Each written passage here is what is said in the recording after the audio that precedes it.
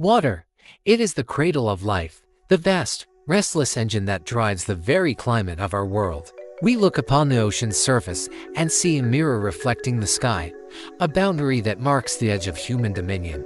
But the ocean is not merely a body of water. It is the greatest museum on Earth.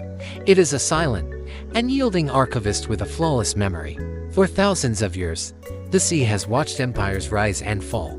It has witnessed the terrifying hubris of mankind, the relentless ambition of kings, and the inevitable, crushing power of nature. While we build our monuments of stone and steel, believing them to be eternal, the ocean patiently waits. Because history has proven, time and time again, that what man builds on the edge of the water can and will take back. To understand the terrifying power of the deep, we must begin with the ultimate legend, the grandfather of all lost cities, Atlantis. Over 2,300 years ago, the renowned Greek philosopher Plato wrote of a civilization so advanced, so unimaginably wealthy and powerful, that it defied the limits of the ancient world.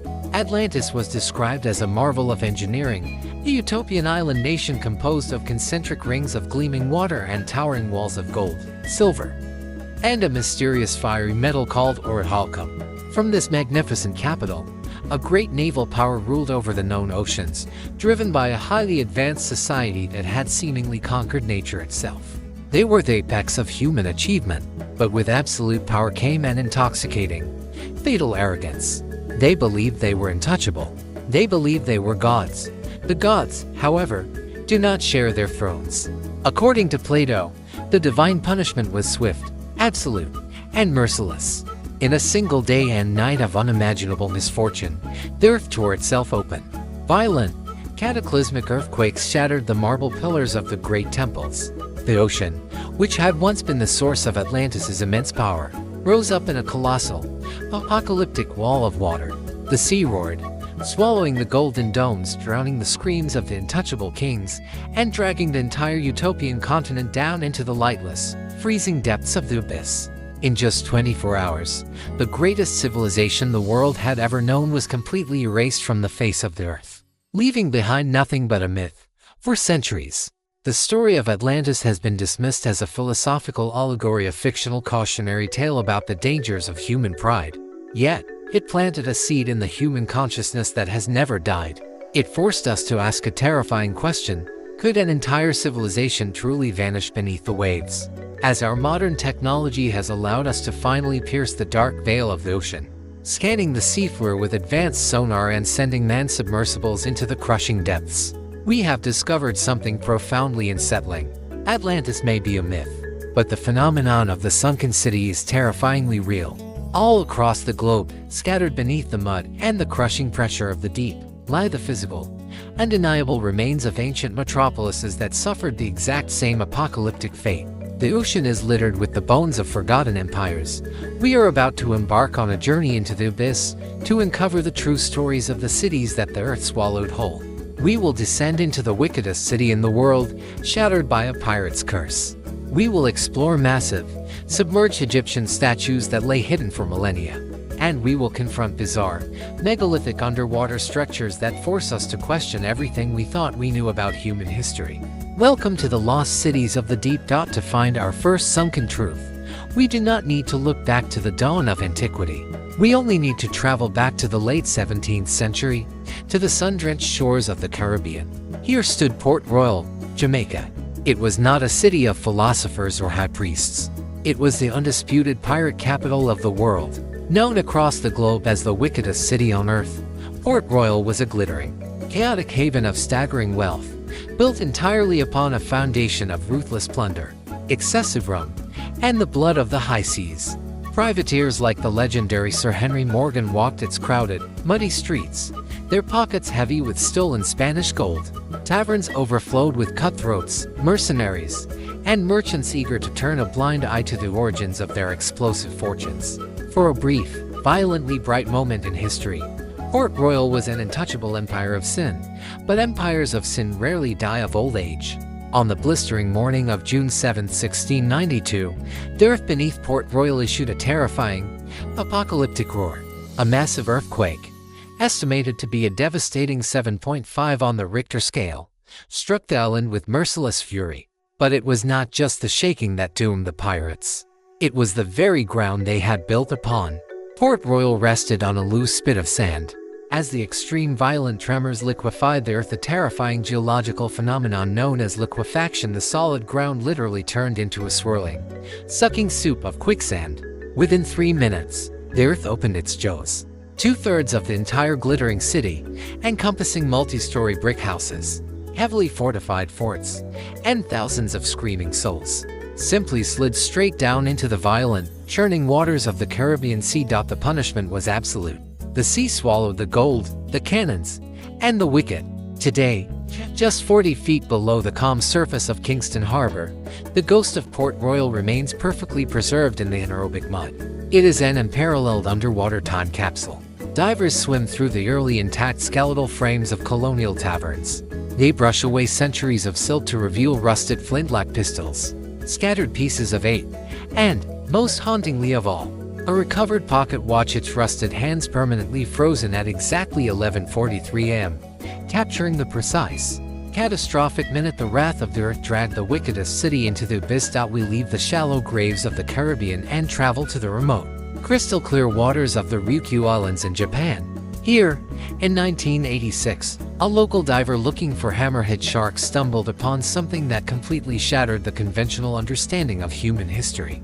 Looming out of the deep blue twilight, resting at a depth of nearly 100 feet, is a monolithic structure of staggering, terrifying proportions. This is the Yonaguni Monument. It does not look like a natural reef. It looks like the forgotten foundation of a colossal Aztec pyramid, submerged beneath the Pacific Ocean. As we glide over its massive, flat stone terraces, the mind struggles to comprehend the sheer scale of the geometry.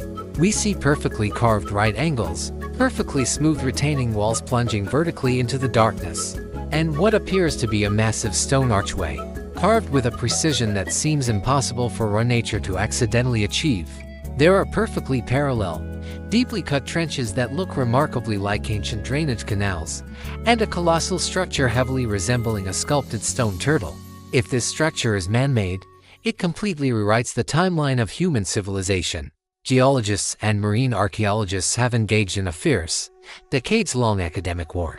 Some insist it is merely a freakish masterpiece of tectonic shearing and extreme underwater erosion. But others argue that these megalithic blocks were carved by an advanced and known civilization during the last ice age, over 10,000 years ago, before the melting glaciers caused global sea levels to dramatically rise, swallowing their coastal empire forever. We may never know the absolute truth. The Yonaguni Monument remains a silent, submerged sphinx, holding its ancient breath, challenging our arrogance, and reminding us of how little we truly know about the forgotten chapters of our own species. Our journey now brings us to the cradle of civilization itself, the mouth of the Great Nile River in Egypt. For centuries, ancient Greek historians wrote in awe of a magnificent port city called Thonis-Heracleion. It was described as the grand, bustling gateway to Egypt, a vital hub of international trade and immense religious significance, where colossal temples stood proudly against the Mediterranean sky. But just like Atlantis, Heracleion mysteriously vanished from the face of the earth. Over the millennia, it faded into mere legend, its very existence doubted by modern scholars. That was, until the year 2000, following years of meticulous magnetic surveys across the murky, green waters of Abukir Bay. An underwater archaeologist named Frank Gaudio made a discovery that sent shockwaves through the scientific world. Buried beneath 30 feet of water and over 10 feet of dense, suffocating marine clay, the legendary city was finally found. It had not just been destroyed, it had been swallowed whole. As the expedition team carefully vacuumed away centuries of sand and sediment, a breathtaking, forgotten world emerged from the dark. Staring back at the divers through the gloom were the perfectly preserved, colossal faces of red granite pharaohs.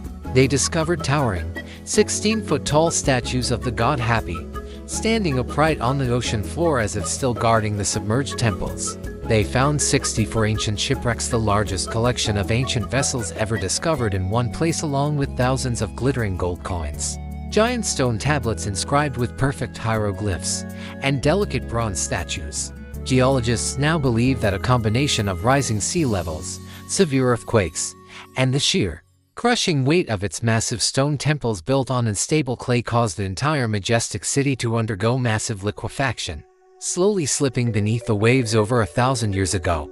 The gods of Egypt did not fall to a conquering army. They surrendered to the sea, from the sinful taverns of Port Royal to the massive megaliths of Yonaguni and the sunken pharaohs of Heracleion. The deep ocean serves as a chilling, profound mirror reflecting our own mortality.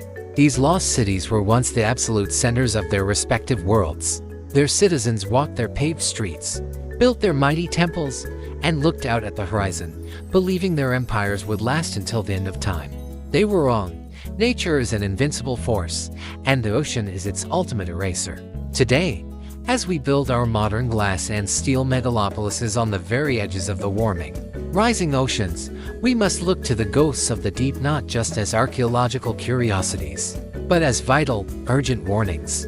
We are entirely at the mercy of the water.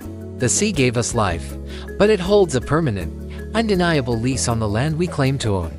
The ocean is deep, its memory is flawless, and its patience is infinite. Thank you for joining us on this breathtaking descent into the forgotten past. If you found yourself captivated by these sunken mysteries, please leave a like, subscribe to our channel, and share this documentary. The depths still hold countless secrets waiting to be illuminated. Until next time, remember, the greatest stories ever told are still hiding in the dark.